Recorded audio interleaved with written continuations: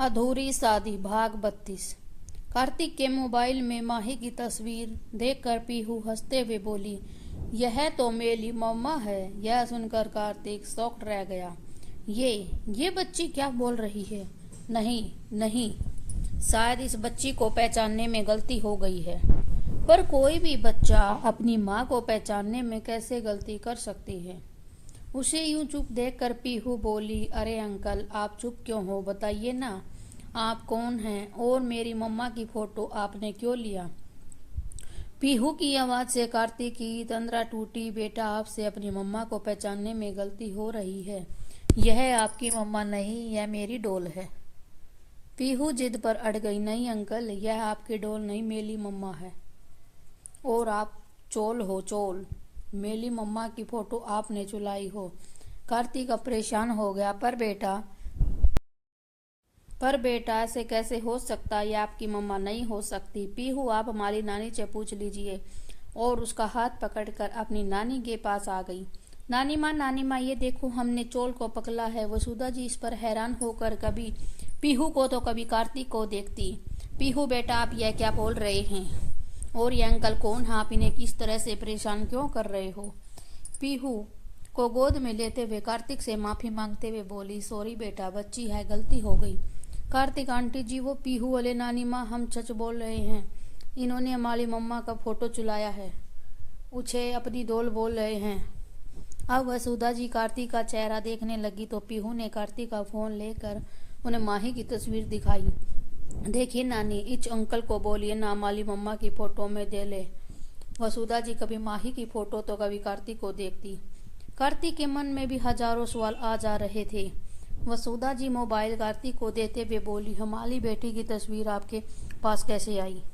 आप कौन हो बेटा? कार्तिक, नहीं आंटी, ये मेरी पत्नी माही की तस्वीर है। हो सकता है कि आपकी बेटी का लुक मेरी माही से मिलता हो, पर हाँ, यह सच है कि यह मेरी पत्नी माही है। मैं RK फैशन हाउस का CEO कार्तिक सिंह हूँ। यह सुनकर वसुधा जी को समझ आया कि मीरा ऑफिस में आज जल्दी क्यों आ गई। एक बार को तो उनका मन हुआ कि वे कार्तिक को मीरा के बारे में सच बता दें।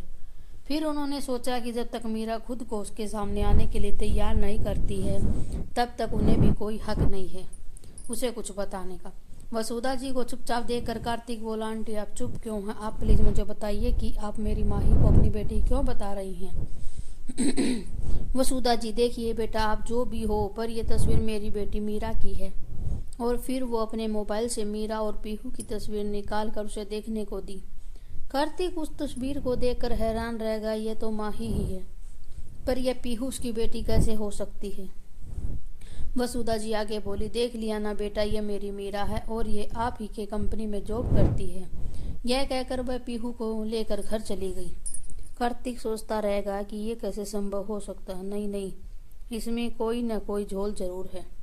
मुझे पहले माही से बात करना जो होगा, पर उससे मिलूं कैसे? तभी उसे ध्यान आया कि आंटी बोल रही थी उनकी बेटी उसी की कंपनी में जॉब करती है। कहीं यह वही मीरा तो नहीं जिसके बारे में रुद्र बोल रहा था? कहीं मैंने आने में तो देर नहीं करती? नहीं, माही केवल मुझसे प्यार करती है, वो किसी और के साथ नहीं हो सकती है। अब मैं उस पर बिल्कुल भी शक नहीं कर सकता, क्योंकि अब मैं ये जान चुका हूँ कि वो मुझसे कितना प्यार करती है। अब कल ऑफिस में उससे मिलकर सब बातें क्लियर कर लूँगा और फिर जितना जल्दी हो सके उसे मना कर यहाँ से लेकर चला जाऊँगा। घर पर भी मॉम, डैडी और रिया सब उसका इंतजार कर रहे हैं। घर जाते हुए वसुधा जी ये सोचकर बहुत खुश हो रही थी कि कार्तिक मीरा से अभी भी बहुत प्यार करता है। उधर वसुधा जी निकलने के बाद ब्रिजेश जी भी बाजार के लिए निकल गए। घर पर मीरा अकेली बैठी कार्तिक के बारे में सोच रही थी। उसके कानों में आज भी उसके वो शब्द गूंज रहे थे जब उसने उसे एक गिरी हुई, अय्यासियों में डूबी हुई लड़की बताया था। ये सब जब उससे बर्दाश्त नहीं हुए तो वह अपने कानों को दोनों हाथों से ढकते हुए चिल्लाई, नहीं, हम बदचलन बद किरदार नहीं हैं। फिर खुद को शांत करते हुए बोली, अब आपको कोई हक नहीं है हमसे मतलब रखने का, हमारे पास आने का। आपने हमें दो बार ठुकराया, हमारे करैक्टर पर उंगलियां उठाई। आपकी वजह से एक बार फिर से हम अपने भाई से दूर हो गए। नहीं, अब और नहीं। हम अब आपको अपने करीब आने का कोई मौका नहीं देंगे। तभी डोरबेल बजी। मीरा खुद को संभालते हुए डोर ओपन की तो सामने एक हैंडसम जवान लगभग 30 साल का युवक खड़ा था। मीरा जी कहिए, किससे मिलना है आपको? वह युवक मीरा को देखकर पहले तो सकपका गया, फिर बोला, ये ब्रिजेश जी का घर है। मीरा जी हाँ, ये उन्हीं का घर है, पर वो भी घर पर नहीं है, बाजार गए हैं। आप कौन? इस पर वह युवक बोला, मैं पीहू का अंकल समर हूँ। यह सुनकर माही बोली, ओ सॉरी, मैंने आपको पहचाना नहीं। आइए अंदर आकर बैठिए। आंटी अब पीहू को लेकर आती ही होंगी। फिर मीरा किचन में जाकर उसके लिए कॉफी बना कर लाई। समर कॉफी पीता हुआ उससे पूछा कि आपको इससे पहले यहाँ कभी देखा नहीं? इस पर मीरा बोली, जी मैं मीरा सिंह यहाँ पेइंग गेस्ट हूँ। समर जी एक बात पूछें आपसे? समर जी हाँ पूछिए। मीरा, वो आप लोगों को पीहू की खोज खबर लेते तो नहीं देखा आज तक? इस पर समर ठंडी सांस लेते हुए बोला, पीहू के मम्मा पापा यानी कि मेरे भैया भाभी की लव मैरिज थी, जिससे मेरे माँ पापा खुश नहीं थे। फिर जब भैया भाभी का एक्सीडेंट हुआ तो पीहू की तबीयत बिगड़ गई। मेरे माँ पापा तो पहले से ही भाभी से नाराज थे, तो उन्होंने पीहू पर ध्यान नहीं दिया। पीहू को उस समय एक्स्ट्रा केयर की जरूरत थी और मुझे भी अपने काम की वजह से लंदन जाना पड़ा, इसलिए मैंने पीहू को यही अंकल आंटी के पास रहने देना बेटर समझा। तभी वसुधा जी पीहू को लेकर पहुंच गई। समर को देखकर वे चौंक गई। अरे समर बेटे, आप यहाँ? समर उनके पैर छूते हुए बोला, जी आंटी, आज ही लंदन से लौटा हूँ, आपने पीहू से मिलने आ गया। वसुधा जी, और घर में सब ठीक है? समर, जी आंटी। फिर समर पीहू के पास आया तो पीहू पहले थोड़ी देर उसे देखती रही, फिर मीरा के पीछे जाकर छुप गई। मम्मा मम्मा, ये अंकल कौन है? समर पीहू को वापस बोलते देख खुश होकर वसुधा जी की ओर देखा तो वह बोली, बेटा हम लोग तो उम्मीद ही हो तो हार चुके थे। फिर अचानक से मीरा हम लोगों के लिए चमत्कार बनकर आई और हमारी पीहू फिर से ठीक हो गई। समर ने भी मीरा का धन्यवाद किया, पर आंटी पीहू तो मुझे पहचान ही नहीं रही है। मैं तो यह सोच कर आया था कि शादी के बाद अपने भैया भाभी की निशानी को अपने साथ ले जाऊंगा। वसुधा जी खुश होते हुए बोली, कब है आपकी शादी? समर, आंटी अभी बात ही चल रही है। मीरा, समर जी आप जब तक यहाँ हैं आते जाते रहिए, धीरे धीरे पीहू आपको पहचान जाएगी। फिर वो पीहू से बोली, बेटा ये आपके चाचू हैं, आप इनसे मिले नहीं? पीहू धीरे से सिर हिलाया तो वह उसे लेकर समर के पास आई। मम्मा की जान, आप अपने चाचू से फ्रेंडशिप कीजिए। वसुधा जी उन लोगों को वहीं छोड़कर अंदर किचन में चली गई। पीहू भी धीरे धीरे समर के साथ घुलने लगी। थोड़ी देर बाद समर मीरा से बोला, मीरा जी मैं कल पीहू को अपने साथ घुमाने ले जाना चाहता हूँ, पर वो तो अब अकेले मेरे साथ आएगी नहीं, तो क्या कल आप भी हमारे साथ चल सकती हैं? मीरा उसका चेहरा देखने लगी तो वह तुरंत बोला, अगर आपको कोई दिक्कत नहीं हो तो। मीरा यह सुनकर कुछ सोचते हुए मुस्कुरा दी, ठीक है, पर एक शर्त पर। समर खुश होते हुए बोला, ठीक है, मुझे आपकी सब शर्त मंजूर है। मीरा, अरे पर पहले आप मेरी शर्त तो सुन लीजिए। समर, जो भी शर्त होगी पीहू की खुशी से बढ़कर तो नहीं होगी ना, इसलिए मुझे सब शर्त मंजूर है। मीरा, ठीक है, तो आप कल 1 बजे मुझे मेरे ऑफिस से पिक कर लीजिएगा, पर वहाँ आप पीहू के डैड बनकर आएंगे, क्योंकि वहाँ सब हमें पीहू की मम्मा के रूप में जानते हैं और आपको पीहू के डैड के रूप में आना होगा। बोलिए, है आपको मंजूर?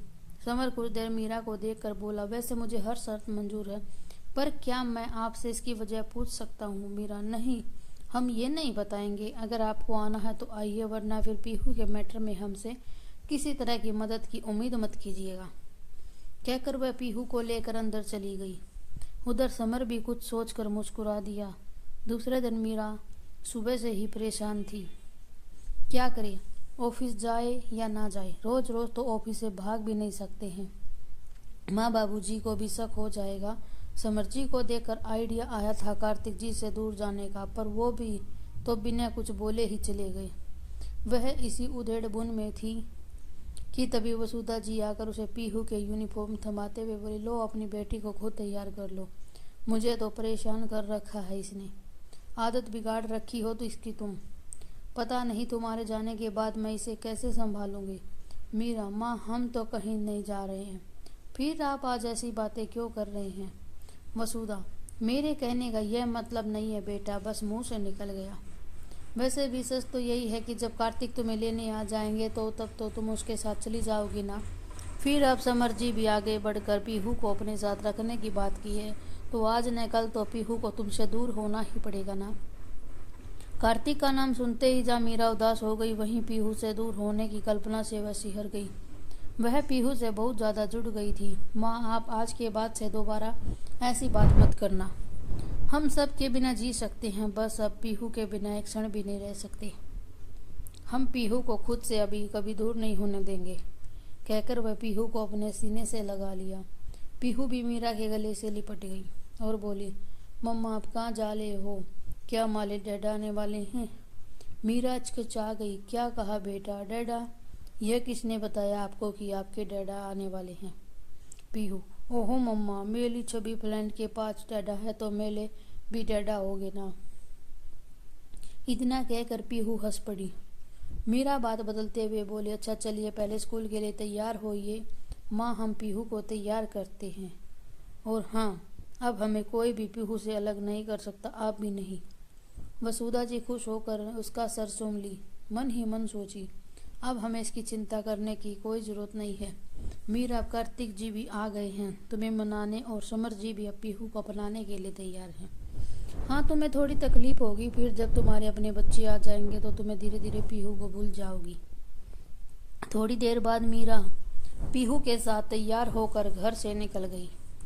मीरा पीहू को छोड़ते हुए धड़कते दिल के साथ ऑफिस आई। वह खुद से लड़ती हुई खुद को कार्तिक का सामना करने के लिए तैयार कर रही थी। जो ही वह ऑफिस के अंदर आई तो उसे सामने से नताशा आती हुई दिखी। नताशा, गुड मॉर्निंग मीरा, अब तुम्हारी तबीयत कैसी है? मीरा, गुड मॉर्निंग नताशा जी, हम ठीक हैं। नताशा, मीरा, कार्तिक सर से कल तुम्हारा इंट्रोडक्शन नहीं हो पाया था तो आज जाकर मिल लेना। मीरा सिर हिलाकर चली गई। नहीं, हम नहीं मिल सकते हैं उनसे। हमसे जितना हो सकेगा हम उनके सामने जाने से बचेंगे। मीरा श्रावणी जी के पास रिपोर्ट कर अपनी टेबल पर आकर बैठ गई। कुछ डिजाइन जिसे वह कल अधूरा छोड़ गई थी कंप्लीट करने लगी। इधर कार्तिक अपनी कैबिन में बैठा माही से मिलने का तरीका खोज रहा था। मुझे किसी भी तरह से माही को मनाना होगा, उससे बात करना होगा, और डैड से तो वापस जाकर बात करूंगा। उन्हें सब पता था, इसलिए तो उन्होंने मुझे यहाँ भेजा। थोड़ा पहले नहीं भेज सकते थे क्या? अगर पहले भेजते थे तो अब तक मैं माही को मना भी चुका होता, पर मनाऊं कैसे? एक तो इसका गुस्सा, ऊपर से वो आंटी कैसे मेरी माही को अपनी बेटी और उस बच्चे पीहू की माँ बताती है। उधर उधर उसे भी कोई और नहीं मिला था क्या? सबको मेरी माही ही नजर आती है। पर कोई बात नहीं, उसके वापस लौटने से पहले मैं माही को मना लूंगा। पीहू की याद आते ही उसके चेहरे पर मुस्कान आ गई। माही चाहे जो हो, पर पीहू तो बिल्कुल तुम्हारी तरह बोलती है। फिर वह उदास हो गया। अगर उस रोज मुझसे वह गलती नहीं होती तो आज हम दोनों के बीच भी पीहू जैसी ही कोई जूनियर माही या जूनियर कार्तिक होता। फिर कार्तिक ने लैपटॉप में कुछ सर्च किया। नताशा को बुलाया। नताशा, यस सर, आपने बुलाया? कार्तिक, हाँ। मिस नताशा, यह मिस्टर कपूर के साथ जो डील होनी है उसके डिजाइन्स किसके पास हैं? यहाँ कुछ क्लियर नहीं हो पा रहा है। नताशा, सर वह डिजाइन तो मीरा देखती है। इनफैक्ट अभी ऑलमोस्ट मीरा के ही डिजाइन क्लाइंटों के द्वारा ज़्यादा पसंद किए जा रहे हैं। कार्तिक मुस्कुराते हुए, वाह, काफ़ी टैलेंटेड है मिस मीरा। यह तो वही है ना जो कल मीटिंग में नहीं आई थी? नताशा, जी सर, कल मीरा की तबीयत खराब हो गई थी। कार्तिक मन ही मन सोचा, तबीयत तो नहीं खराब हुई थी, बस मुझसे मिलना नहीं चाहती थी। अब मैं भी देखता हूँ कि कब तक मुझसे छुपती हो।